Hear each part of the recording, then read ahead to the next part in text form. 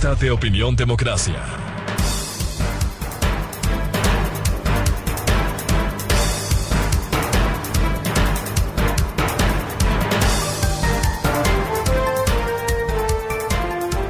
Hola, Miguel.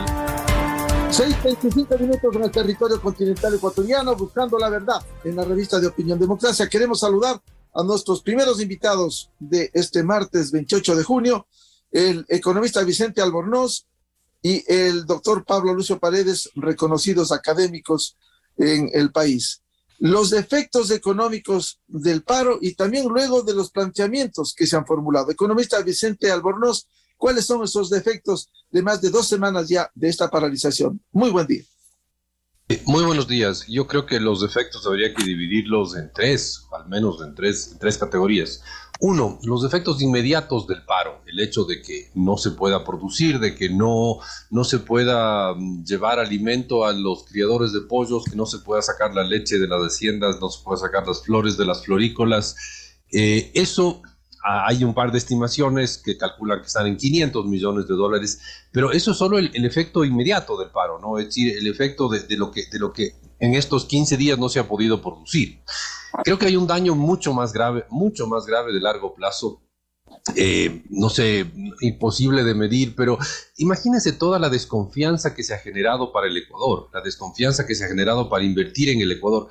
¿Cuánto será? ¿Cuántas centenas de millones o miles de millones de dólares será lo que no vamos a producir porque se genera un profundo ambiente de desconfianza hacia el país? No se olvide, somos un país con muchas ventajas, pero también con ciertos costos para producir, y una de las herramientas centrales para sacar adelante el Ecuador es el optimismo empresarial.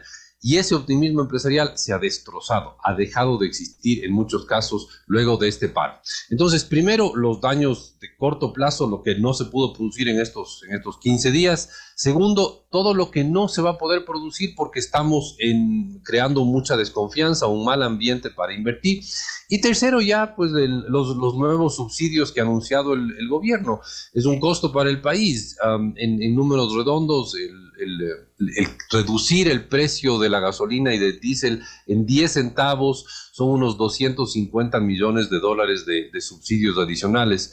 Entonces, no se puede sumar las tres cosas porque, bueno, 500 millones es lo que ha habido, un par de cálculos de estos 15 días de no producir, 250 millones de los nuevos subsidios y quién sabe cuánto, porque puede ser mucho, probablemente muchísimo más, de ingresos no generados a largo plazo por haber producido tanta desconfianza a los inversionistas.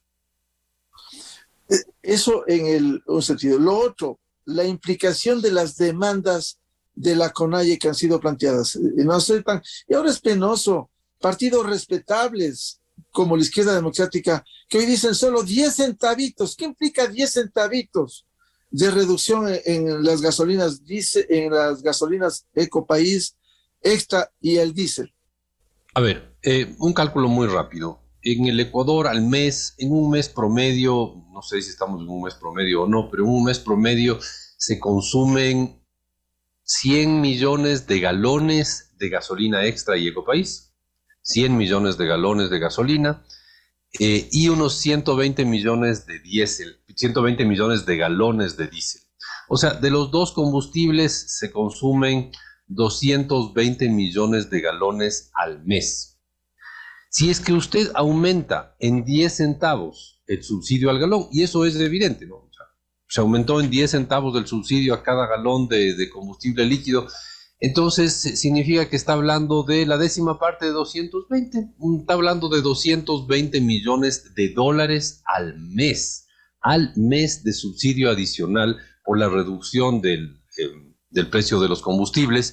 Si multiplica eso por 12, está en un número de un poco más de 250 millones de dólares al año. 260 millones de dólares al año, algo así es lo que va a aumentar los subsidios. Pero esto es solo la cerecita encima del pastel, ¿no?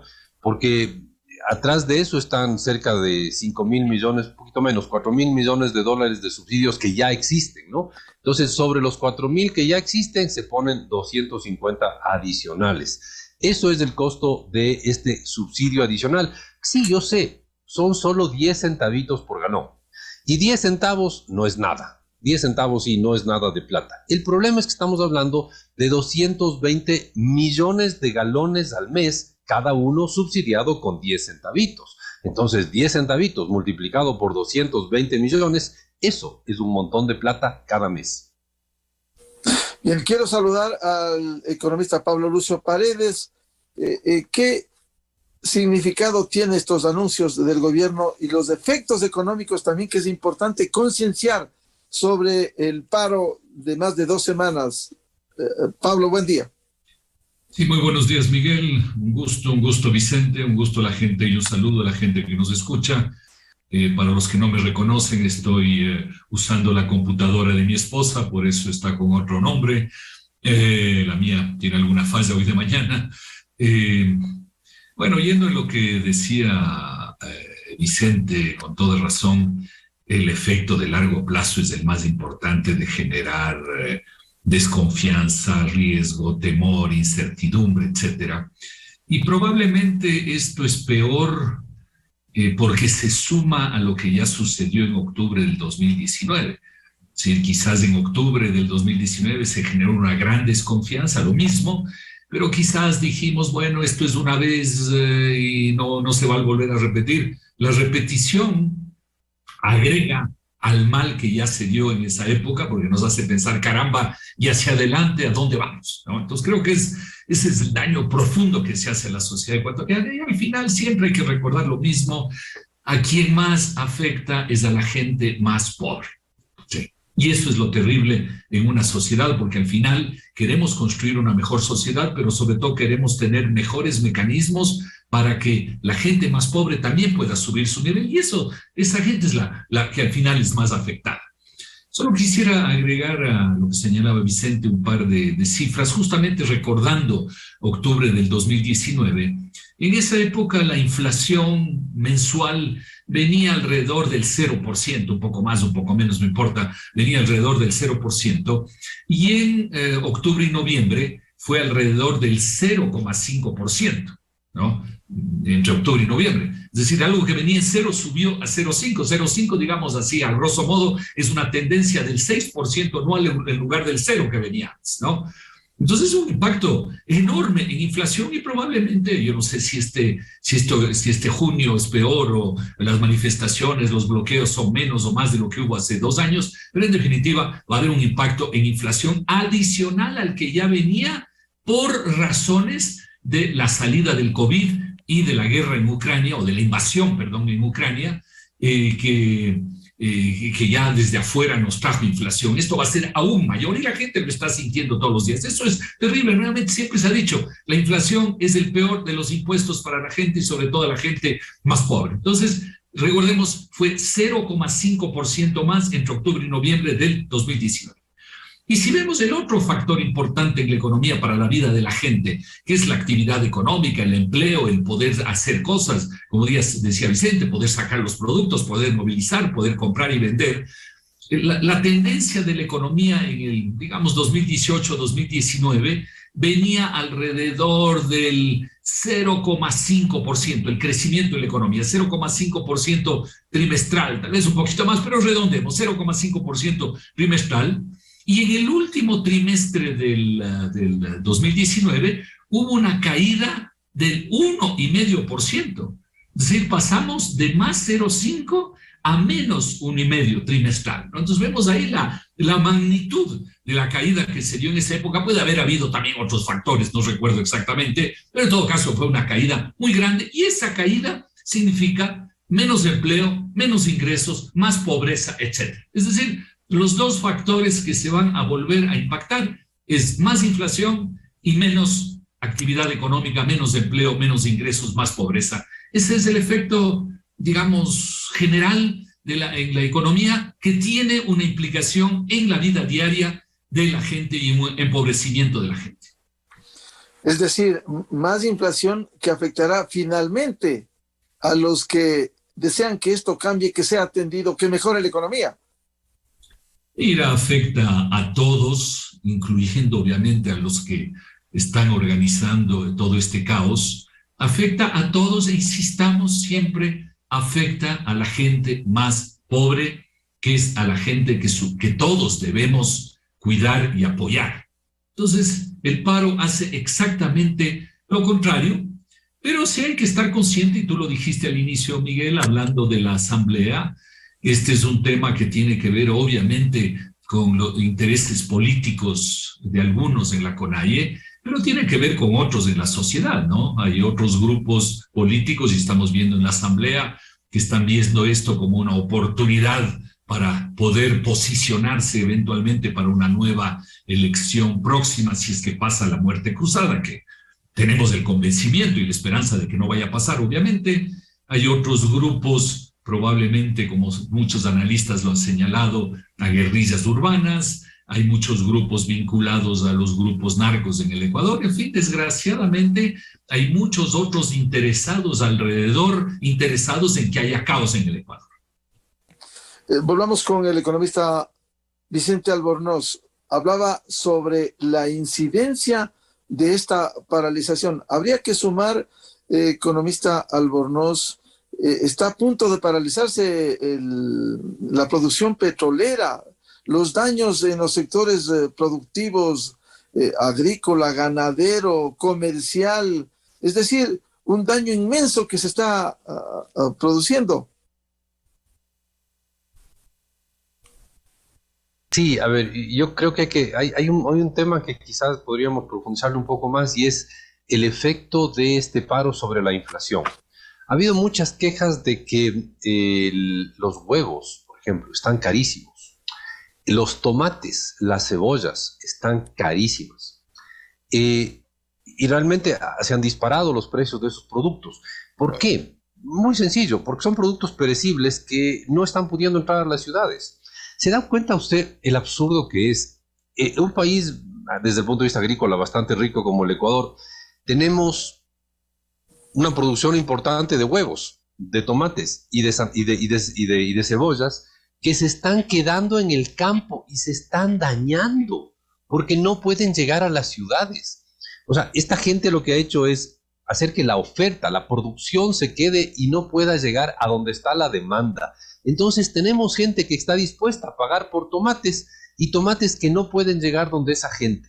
Ahora, el rato que uno se pone a analizar esto, dice, ¿será que son tan ciegos los manifestantes que hacen esto y son tan miopes que no se dan cuenta que están haciendo daño a su propia gente? Porque al final, ¿quién es el más afectado? ¿Quiénes son algunos de los más afectados? Algunos son productores agrícolas que no pueden sacar su producción porque bloquean el acceso. Otros son habitantes pobres de las ciudades que no pueden comprar la producción agrícola. Entonces uno dice, ¿será que quienes organizaron este paro no se dan cuenta del daño que están causando? ¿Serán tan torpes? ¿O tal vez será que eso es lo que quieren hacer? ¿A qué me refiero? Ellos buscan generar este aumento de la pobreza, este aumento de la incomodidad de la gente. Ellos buscan eso. Eso es algo que intencionalmente les interesa a ellos. Ellos están tratando de causarles daño a los ecuatorianos para que los ecuatorianos estén todavía más molestos y estén más disgustados con el ambiente general y con el gobierno. Es decir, yo no me voy a convencer que quienes organizan la protesta simplemente son ilusos y no se dan cuenta del daño que están causando. No, yo creo que son gente que tiene clarísimo el daño que está causando, y eso es lo que quieren producir. Quieren causar daño, quieren causar que la gente en este país tenga más hambre, porque al final, si es que los alimentos claves suben de precio de manera significativa, la gente que dedica una buena parte de sus ingresos a comprar alimentos va a estar peor. ¿Y quiénes son ellos? Los que Pablo Lucio, con toda razón, decía, los más pobres. Pero eso es grave, economista Albornoz. Querer intencionalmente que haya más pobreza, que se bote la leche, que se bote los huevos, que aparezcan las aves muertas por falta de comercialización. Eso no es una acción perversa frente a una realidad de exigencia de mejor nivel de vida para los ecuatorianos. Claro, obvio que sí. Es una cuestión perversa. Creo que la palabra que usted usó es la correcta. Es una actitud perversa de buscar lastimar a la gente para que la gente esté más ardida y proteste más contra el gobierno. Eso es el objetivo.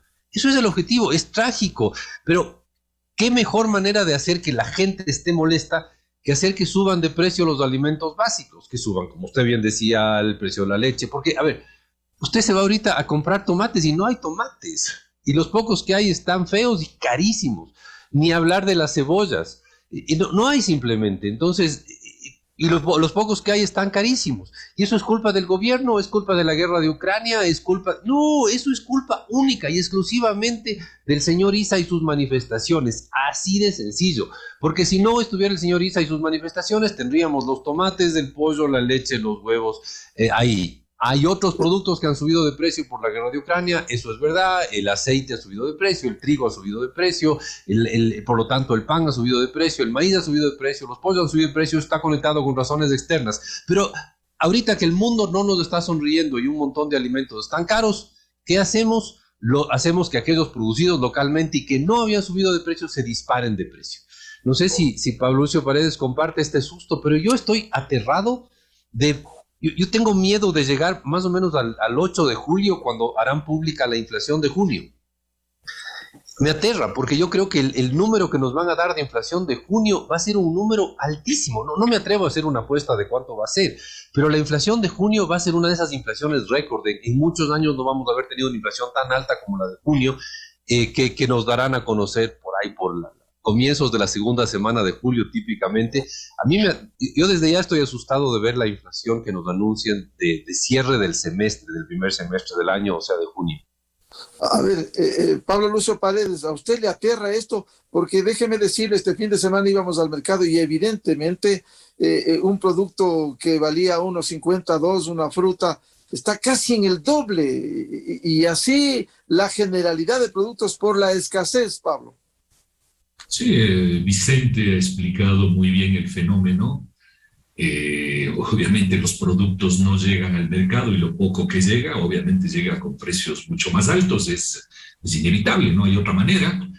Creo que la inflación, sobre todo en alimentos, en el mes de junio va a ser muy, muy alta, como señalaba antes, como lo fue en el año 2019, en octubre. Es muy cierto lo que dice Vicente, desgraciadamente, hay un enorme interés de estos grupos en que haya el caos, y parte del caos es la inflación, que la gente no puede trabajar. Hay mucha gente en el Ecuador que vive del día a día. La persona que vive del día a día en estas circunstancias no tiene ingresos.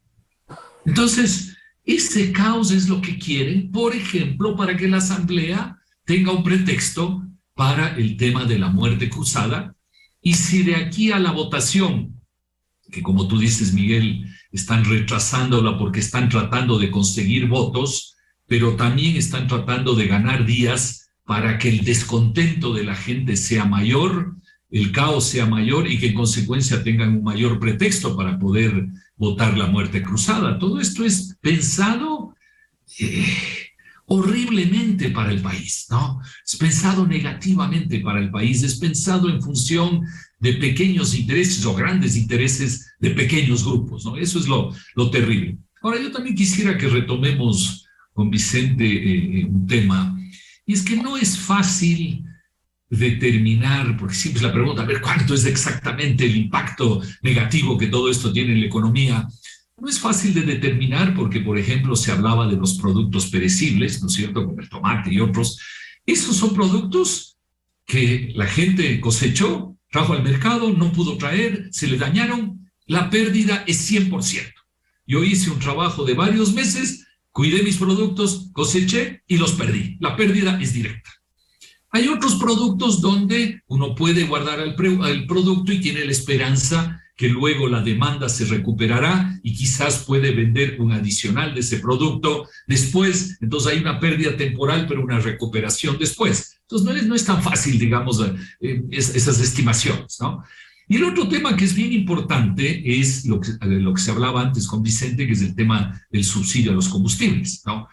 Hay una serie de subsidios y, digamos, de cosas que está haciendo el gobierno para tratar de pasar esta situación y de lograr una negociación, a pesar de que los del otro lado no parecen muy interesados en negociar, pero el gobierno está haciendo cosas.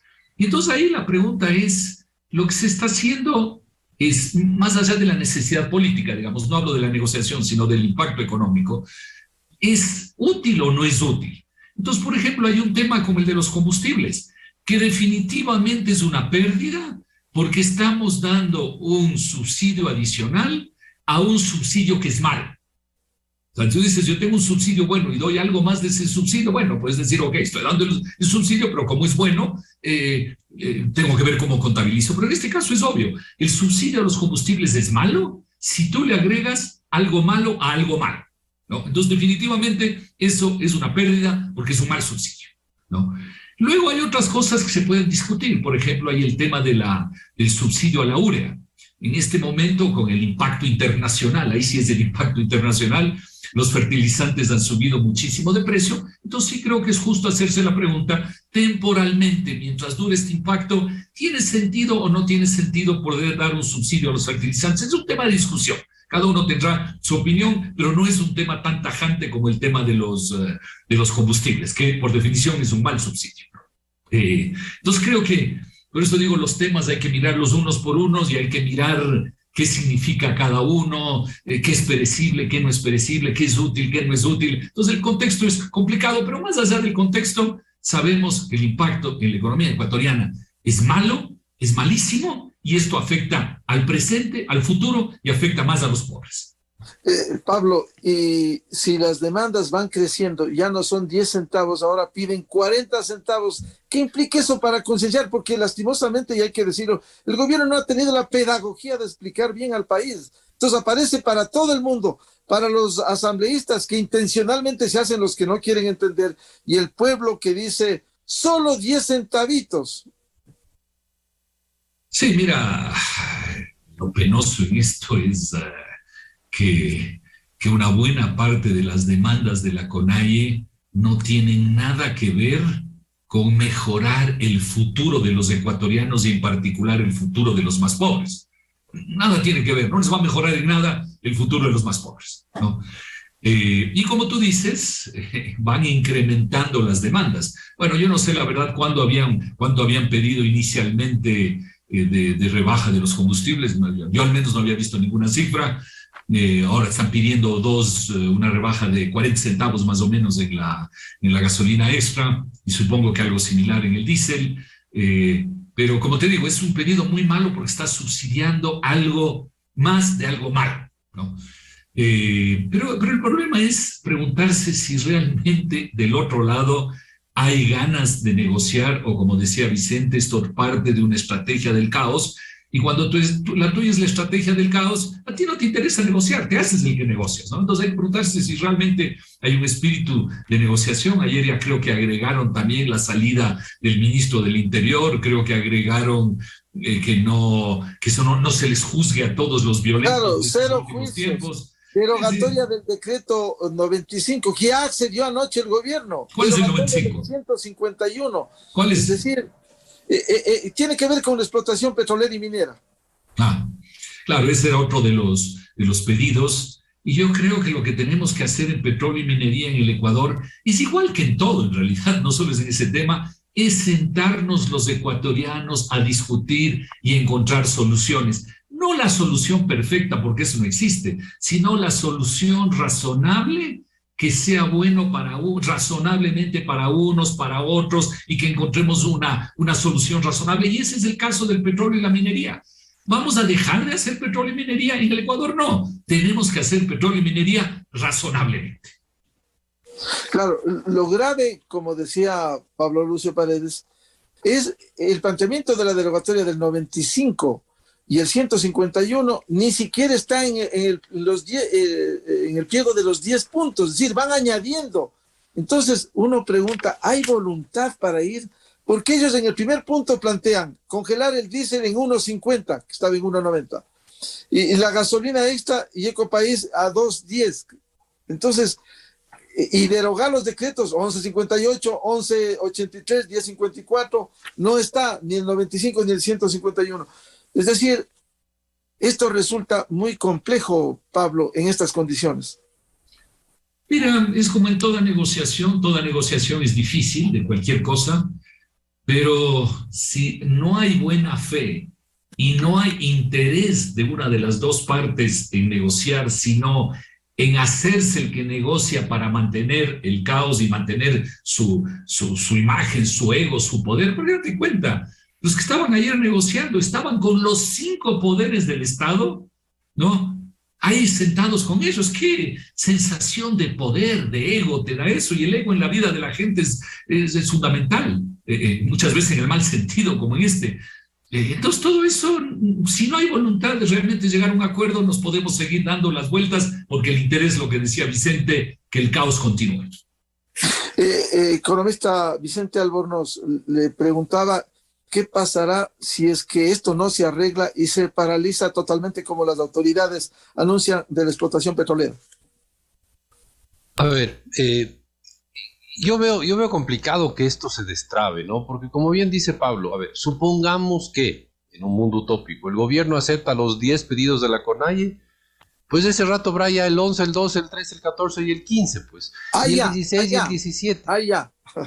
Yo sé, por eso. Entonces, ¿cuándo vamos a salir de esto? Cuando cumplamos los primeros 45 pedidos, pues. O sea, a ver, cumplir los 10 más los siguientes 10 más los siguientes 10. Entonces, ¿cómo vamos a salir de esto? Yo le veo sumamente complicado al tema de cómo salir de esto. No encuentro una manera económica de entender esto, porque la gente dice, bueno, que se sienten a negociar, pero ¿negociar qué? Negociar, ya hubo una lista de pedidos, ya se contestó, ya se dijo esto sí se puede, esto no se puede, entonces ante cualquier cosa que ceden, lo que se pide es que cedan más. A ver, el pedido original del señor del tractorcito, como le digo yo, era que bajen en 50 centavos del galón de diésel y 50 centavos del galón de gasolina. ¿Qué visión está atrás de eso?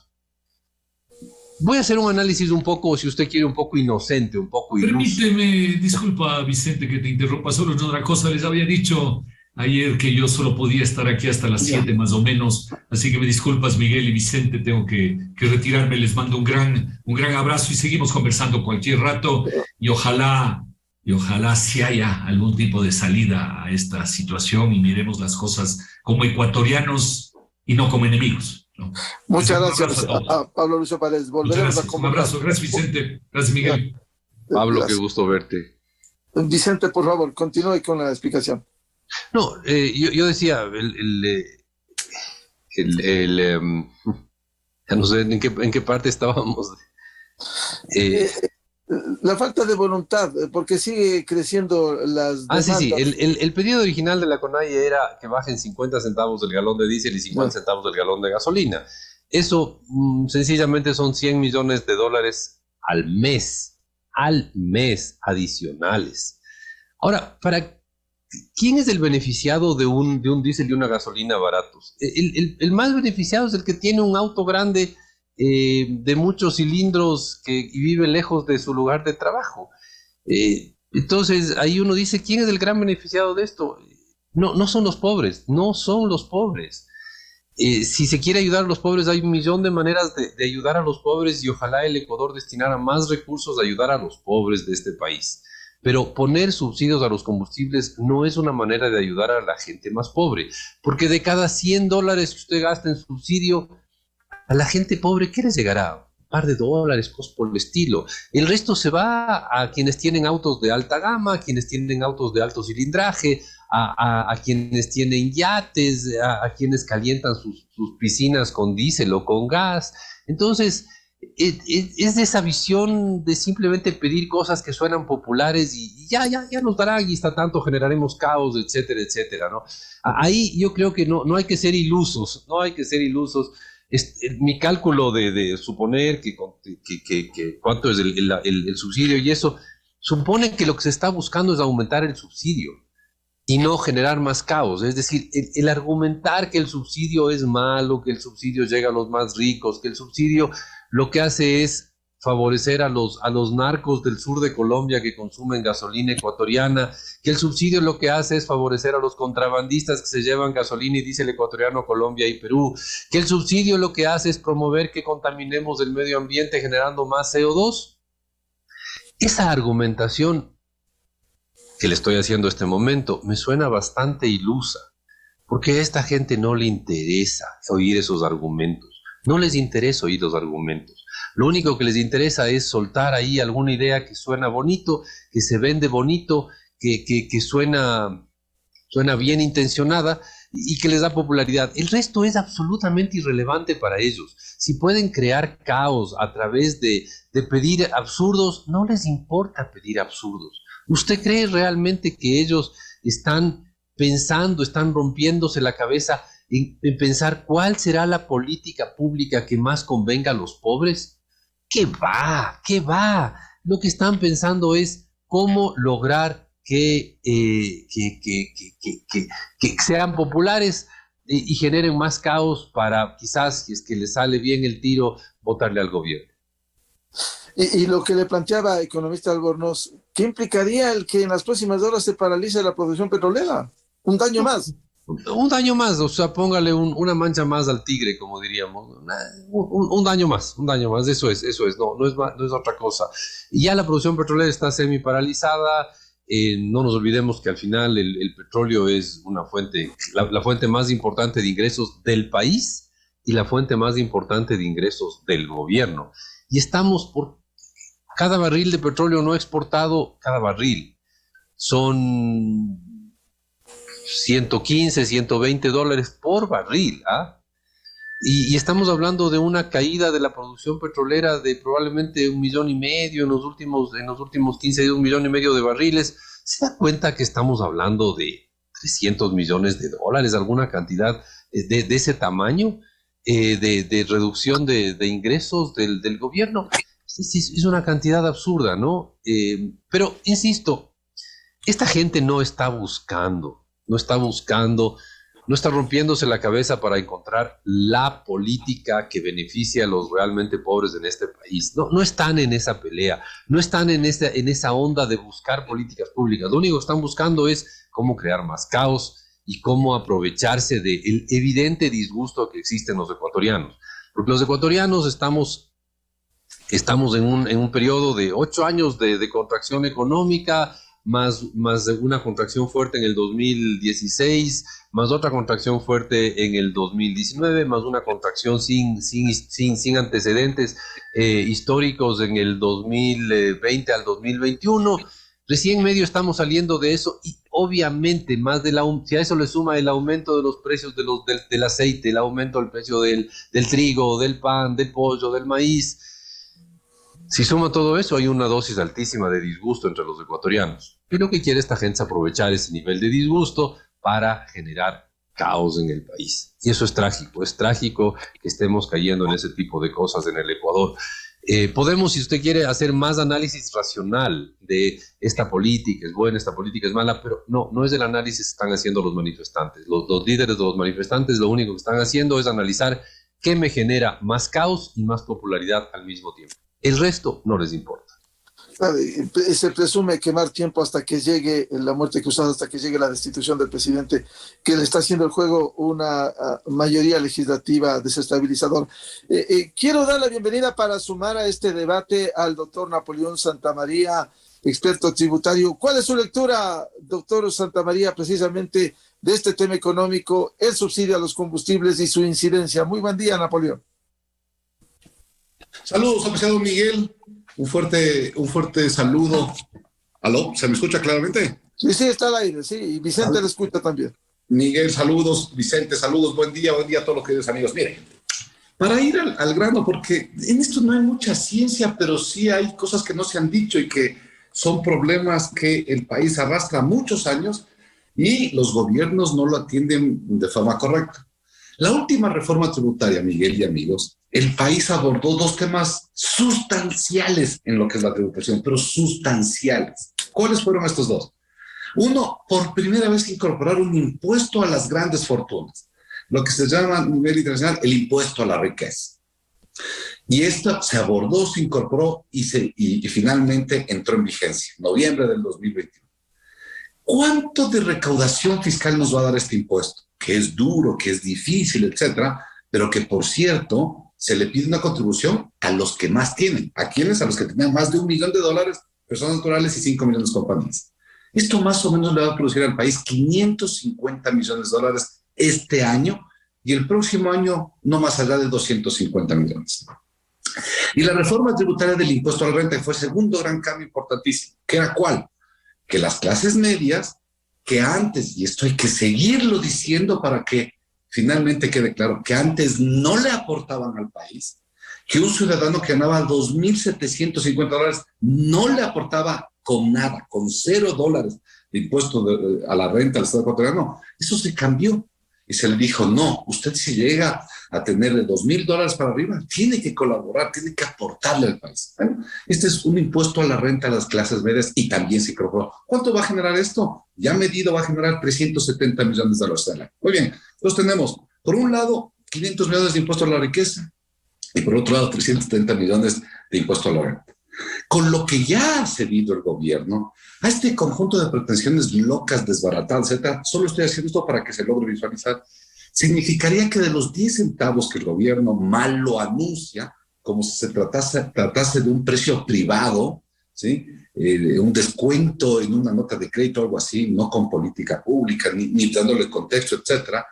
Estos 10 centavos, en cifras generales, podrían costarle 250, le he escuchado a Vicente que 260, pongan 250 millones. Es decir, nos vamos a comer la mitad de la reforma tributaria del impuesto a la riqueza o casi toda la reforma tributaria del impuesto a la renta. Napoleón, y eso no queda allí. 10 centavitos, dice la izquierda democrática, dice la CONAIE, dice la mayoría. 10 centavitos, 250 millones. 40 centavos, como dice Vicente, 100 millones mensuales, o sea, 1.200 millones más, y exige más recursos y que tengan menos ingresos. Entonces, mire pero es que esto hay que decirle al país, porque sabe que mi querido Miguel y Vicente es más testigo fiel de esto, es que a veces hasta las clases medias y hasta las clases altas no llegan a entender esto, y esto es importante que se multiplique, que en espacios como el de Radio Democracia cada vez haya más y mejores y con más tiempo para que todos llegamos a aprender, porque todos aprendemos de todo. Si las cifras que exige la CONAIE es de 40 centavos, de 1.200 millones, no solo que nos habremos comido toda la reforma tributaria, sino que adicionalmente tendremos que utilizar recursos que ya teníamos generando anteriormente para atender dos puntos. Antitécnicos pedidos de la CONAIE, populistas pedidos de la CONAIE y desestabilizadores. ¿Por qué?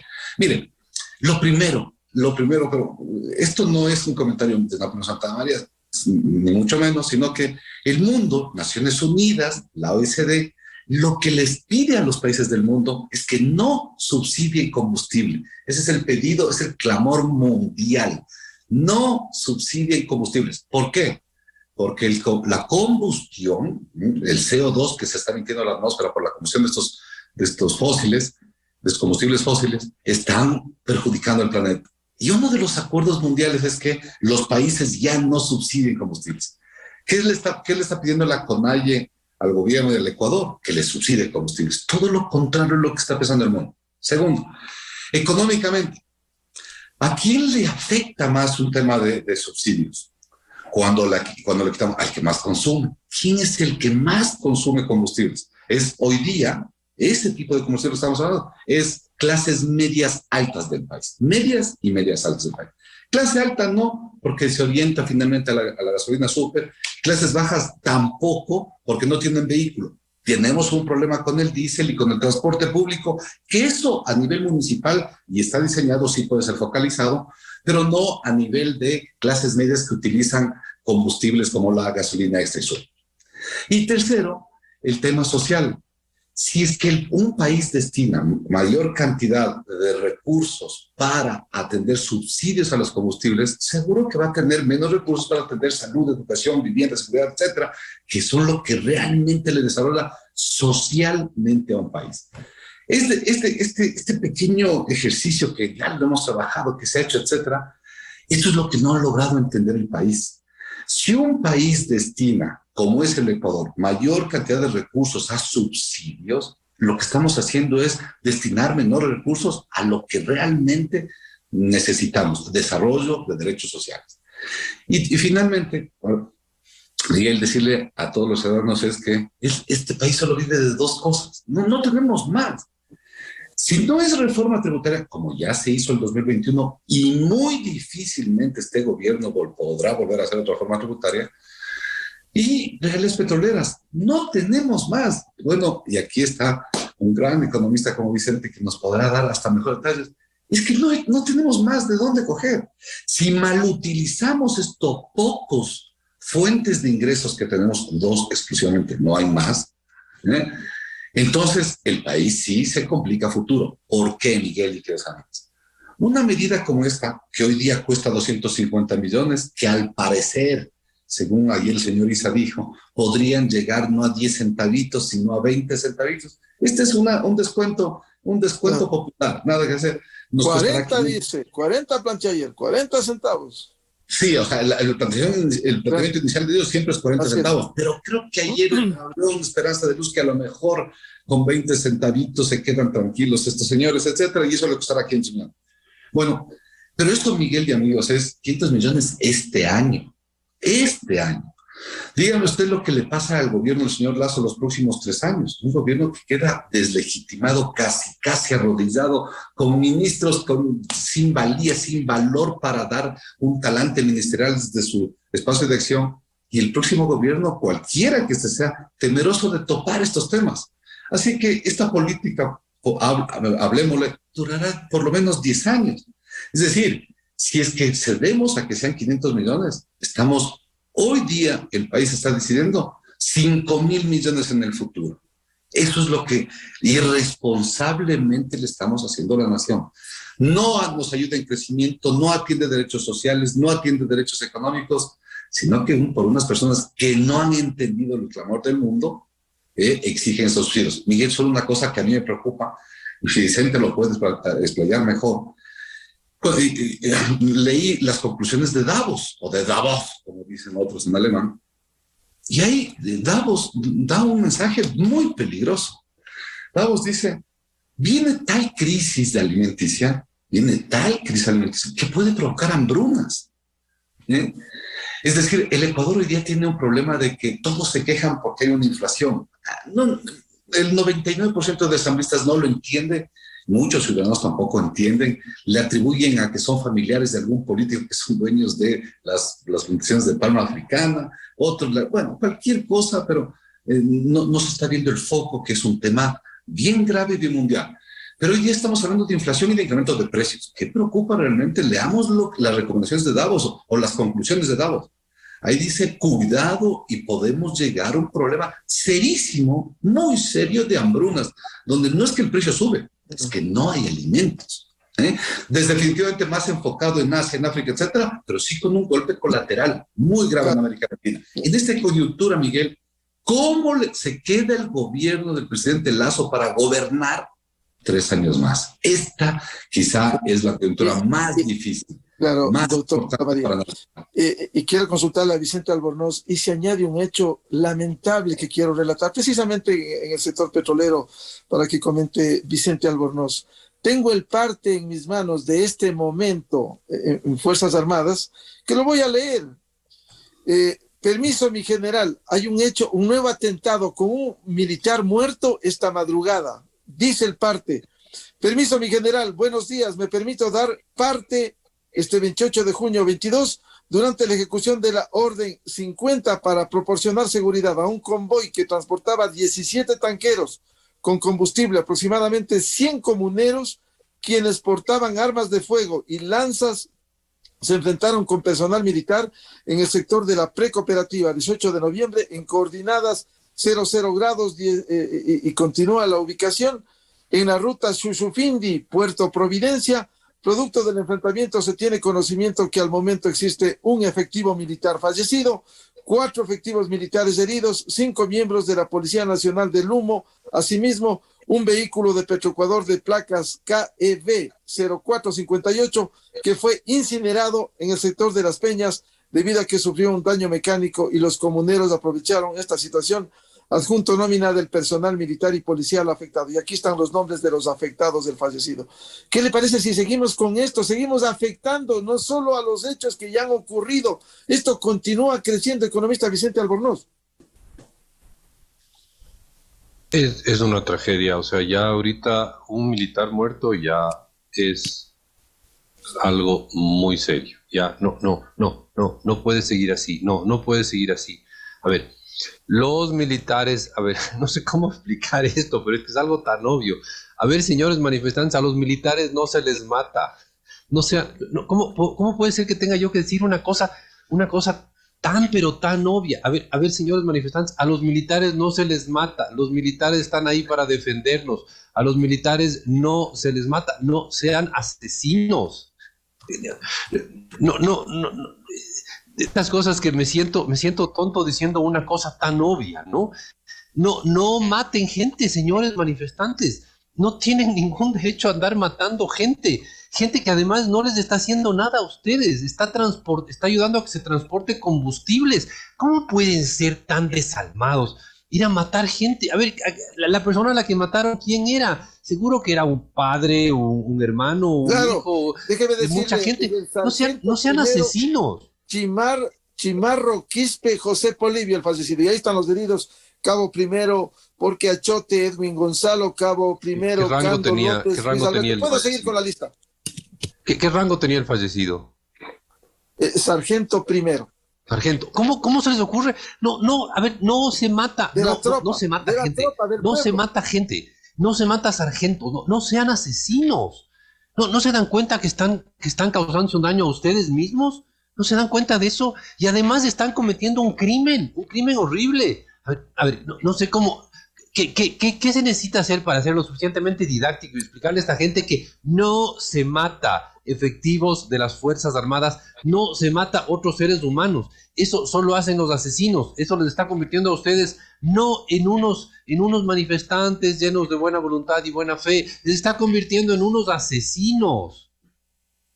No hagan eso.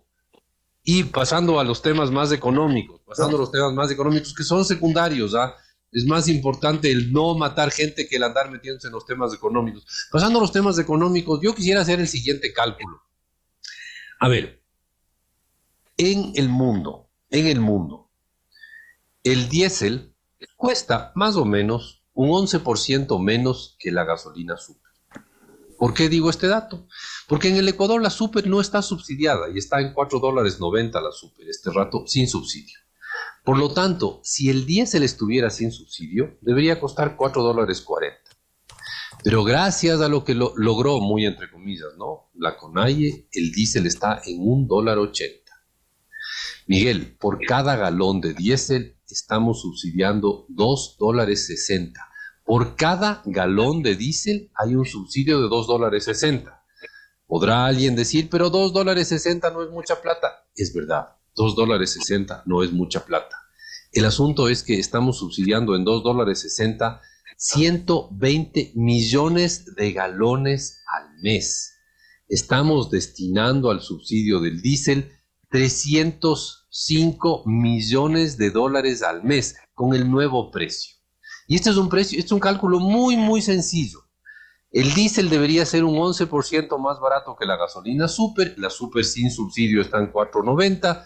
Por lo tanto, estamos subsidiando el diésel en el mes de julio, digamos, con los precios actuales, se va a subsidiar el diésel en $305 millones. 305 millones de dólares. Estoy seguro que Napoleón está ya poniendo cara de sufrimiento viendo cuánto representa eso frente a la reforma tributaria que tanto nos costó. Pero a eso hay que sumarle, si hacemos el mismo cálculo, la gasolina extra en el mundo tiende a costar un 8% menos que la gasolina super.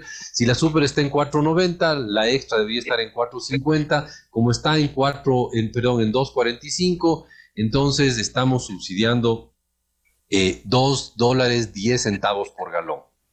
Podrá decir esta gente que $2.10 no es mucho. Es verdad, $2.10 no es mucho, pero eso hay que multiplicarle por los 100 millones de galones que se consumen al mes. En extra se nos están yendo $205 millones cada mes. Y en subsidiar el diésel y el extra se nos van $510 millones al mes. 510 millones de dólares al mes en los precios actuales. Eso es más de 6,000 millones de dólares al año, y esta gente quiere más. quiere más subsidio para que el gobierno tenga menos plata, menos ingresos y pueda gastar menos en salud, en educación, en seguridad, en todo aquello que es importante que gaste el gobierno. No, señores, esta gente no está equivocado, no están confundidos. Tienen la película clarísima, lo que quieren es causar caos en este país y no hay otra explicación. Todos los argumentos económicos que estamos dando aquí sirven para gente que está buscando el bienestar del país. Esta gente no está buscando el bienestar del país, sino su fin. Doctor Napoleón Santamaría, ¿qué comenta sobre esta realidad que ahonda, que profundiza lo que aquí se ha analizado bien sobre la implicación de las demandas económicas? Entonces, Miguel, yo creo que debemos claros en una cosa y creo que lo compartimos con Vicente. Definitivamente los pedidos son unos pedidos que tienen un otro interés, no un desarrollo del país, no un beneficio a los 17 millones de ecuatorianos, no atención de derechos económicos, sociales y peor aún medioambientales. Ahí hay una agenda política de desestabilización clarísima. Pero ahora el pretexto fue combustibles, Miguel. Mañana, o después de 6 meses, o después de un año, el pretexto puede ser salud. Puede ser educación. Es decir, que no hay medicamentos, que no hay equipos, que no hay atención, o que nuestras escuelas no están funcionando, que no hay profesores, etc. Es decir, hay tantas necesidades insatisfechas en el país, que cualquiera de estas causales puede ser tomada, desvirtuada y desviada, como lo ha sido esta absurda posición de la CONAIE en contra del desarrollo del Ecuador, que mañana puede volver el país nuevamente a convulsionarse. Entonces, yo creo que ahora sí hay que dar la vuelta a la página y comenzar a pensar soluciones para el país. Y sí me parece que el gobierno se queda con una tarea muy fuerte. Después de esta lastimoso evento para el país, donde queda lacerada la sociedad ecuatoriana, el desarrollo económico del país, un camino de visión que muchos veíamos que sí es posible construir, hoy cada vez lo vemos más difícil que se pueda construir. Quedan tareas pendientes. Primero, el tema de que el presidente seriamente tendría que evaluar muy bien su gabinete, saber quiénes estén funcionando, quiénes estén aportando, quiénes no. Que los ministros sepan que dar un paso al costado cuando ven que no hay las competencias suficientes, porque aquí hay que también hacerme a culpa de los errores. Y si es que no hay la capacidad y el talento suficiente, liberen ese espacio dando un paso al costado y que el presidente pueda poner ahí las personas adecuadas. Segundo, el problema de aquí, que ya hay que discutirlo, el problema es, si el problema es de plata, es decir, de asignación de recursos o de gestión de recursos económicos. Yo le doy algunos datos. Mire, en salud, que es uno de los temas que más reclama la ciudadanía en general, tenemos una asignación presupuestaria de 3.200 millones al Ministerio de Salud. 3.200 millones este año. Y el Ministerio de Salud atiende lo que es la salud pública, ¿vale? Es decir, toda aquella que no tiene nada que ver con la del IES. Si cogemos las cifras del IES, para este año, 2022, está presupuestado 2.400 millones al Fondo de Salud en el presupuesto del IES. Sumemos los dos, salud pública del presupuesto general del Estado, 3.300 millones, más 3.200 millones, son 5.500 millones de dólares en toda la salud del Ecuador, ¿Por qué no funciona la salud si asignamos 5.500 millones de dólares? Y entonces ahí el tema es, no es que estemos asignando poco, es que la gestión del recurso económico es un desastre, un desbarate, producto de los actos de corrupción. Y aquí entro en un tema que es sumamente grave. El país no tiene instituciones fuertes, no tiene instituciones capaces de recibir estos recursos, procesarlos rápido, eficiente, honorable, honestamente, y traducirlos o transferirlos en servicios, en este caso de salud, a la población. Entonces, Miguel y queridos amigos, el trabajo para el país es arduo. Tenemos que, lo que enfocamos en recursos a estos sectores, tenemos que destrabar para que funcione. No puede ser que sigamos teniendo ingentes cantidades de recursos que se pierdan en esta gestión fundamentalmente vinculada a la corrupción. En el IES roba, desde el que ayuda a parquear los carros, pasando por el que pasa los cafecitos, limpia las oficinas, el medio, el alto y el altísimo. Ahí hay una corrupción sistémica. Si no cambiamos eso, por más recursos que le asignemos a salud, no podemos salirnos adelante. Lo mismo pasa con educación. En educación, 3.100 millones para el Ministerio de Educación, 1.300 millones para universidades públicas. Y de las universidades públicas no tenemos ninguna dentro de las 1.000 universidades de América Latina, ni una. Entonces tenemos un serio problema de que no solo que es un país que, por cierto, yo creo que Vicente, antes cuando yo me estaba incorporando ya lo explicaba, que por cierto hay que partir de una cosa, este país es deficitario, ¿no? Esto sí creo que quede claro, este país tiene déficit desde hace muchos años atrás. Es decir, todos nuestros ingresos, estos que hemos buscado para hacerlos sólidos, estables, etcétera, no cubren nuestros gastos, ¿no? Entonces es bien irresponsable, es bien contrapaís, es bien dañarle a nuestro Estado, a nuestro Ecuador, cuando alguien viene y dice es que necesito más subsidios, es que necesito recortar ingresos, es que necesito más gasto, porque quizá no entendió que este país no tiene superávit, tiene déficit, y cada de esos pedidos es mayor hueco, mayor déficit, mayor problema futuro. Entonces, Miguel, yo creo que la segunda tarea que nos queda es esto, ¿no? Es reconstruir instituciones para que los fondos asignados, los muchos o pocos que se asignan desde el presupuesto general o desde la autonomía, como en el caso del IES, funcionen. ¿Dónde están esos fondos? Esos fondos los estamos perdiendo. Y tercero, Miguel, un tema final, es lo que queda claro es que aquí hay una ciudadanía ausente. Mientras los ciudadanos estemos en zona de confort y no nos metamos porque esto es muy peligroso, porque los gobiernos persiguen, porque ¿por qué te haces de mala sangre? Porque etcétera, y estemos la mayoría de ciudadanos que queremos este país, que queremos salir adelante en zona de confort y no nos comprometamos con la cosa pública, con ser estos auditores, revisores, controladores de la gestión pública, del fondo, de la utilización de los recursos públicos, etcétera, entonces sí tendremos un problema de ciudadanía ausente, y entonces estaremos expuestos a que un grupo de líderes que con ponchos rojos se crean redentores del país y vengan a vandalizar nuestras ciudades. Por lo tanto, la invitación queda plasmada. Los ciudadanos de bien también tenemos que incorporarnos a hablar, a opinar, a controlar respecto a la cosa pública. Bien, muchas gracias a Vicente Albornoz y al doctor Napoleón Santamaría por ilustrarnos en este tema penoso sobre la situación económica y sus perspectivas. Muchas gracias, Vicente, muchas gracias, Napoleón, su atención a la revista de Opinión Democracia. Saludos, buen día a todos. Muy amable. Antes de ir a la pausa publicitaria, queremos darles la lista. El fallecido es el sargento Chimarro Quispe José Polibio, y están heridos el cabo Edwin Gonzalo Achote, el cabo Luis Alberto Cando, el cabo Wilson Velázquez Quinaluisa, el cabo Walter Quispe, el cabo segundo Rodrigo Pirataxi. De la Policía Nacional del Humo, el subteniente Darwin Ovaco, el cabo segundo Luis Coello, el cabo primero Víctor Guarnizo, el policía Joel Vera Ortiz y el policía Edwin Vallejo Armijos. Esta es la realidad triste del Ecuador, que repetimos, una emboscada, según el parte que tengo en mis manos, el parte militar y policial, que da cuenta de una emboscada de aproximadamente 100 comuneros, quienes portaban armas de fuego y lanzas, se enfrentaron con personal militar. ¿Qué hacía el personal militar? Estaba protegiendo un convoy de 17 tanqueros con combustible, precisamente frente a la falta de combustibles, de gasolina en el país. Se está haciendo estos operativos para garantizar el servicio de combustibles. Lastimosamente, vean cómo se actúa. Esto no es violencia, esto no es alterar la paz. ¿Qué se quiere en el Ecuador? Hay que preguntarles a quienes, más allá del legítimo derecho a la protesta, están protagonizando estos hechos.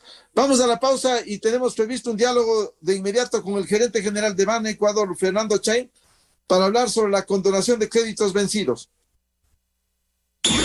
Miguel Rivadeneira en la revista de Opinión Democracia. Inicio de espacio promocional y publicitario. Richard Carapaz sabe lo que significa el esfuerzo.